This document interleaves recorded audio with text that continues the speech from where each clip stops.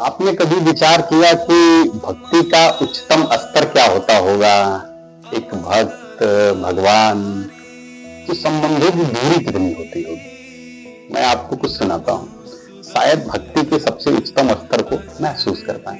बात 19वीं शताब्दी की है और कोलकाता में एक बड़े संत हुए स्वामी रामकृष्ण परमहंस जी।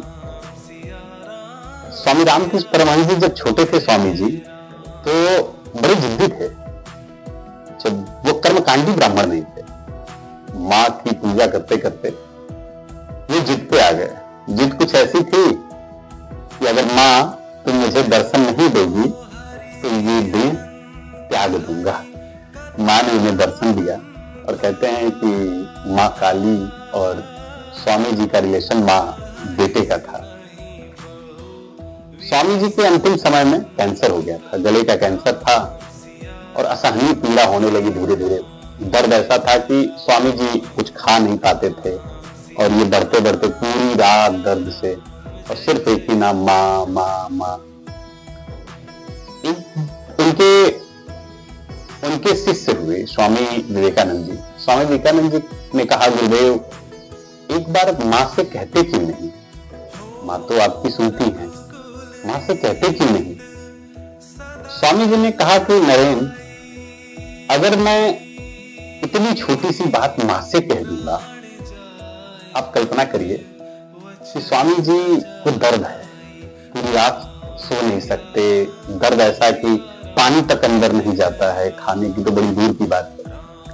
स्वामी जी ने कहा कि इतनी छोटी सी बात माँ से कैसे कहूं, और हो सकता है माँ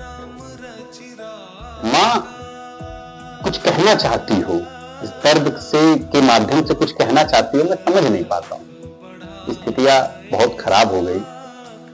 स्वामी जी का शरीर उनका साथ देने नहीं लगा तो उनके और भक्तों ने कहा जिससे कि माँ से कहिए, माँ तक जाइए, आप एक बार कह के तो देखिए। स्वामी जी ने जो उनको उत्तर दिया है बड़ा दिल को छू जाएगा। एक बेटे को अपनी माँ से कुछ कहना पड़े, माँ होती है, माँ तो खुद ही समझ जाएगी। तुलसीदास जी ने कहा है, संत हृदय नवनीत समाना। ईश्वर को पाना भक्ति से ज्यादा ईश्वर में विलीन हो जाना है। स्वामी जी मां में विलीन हो गए।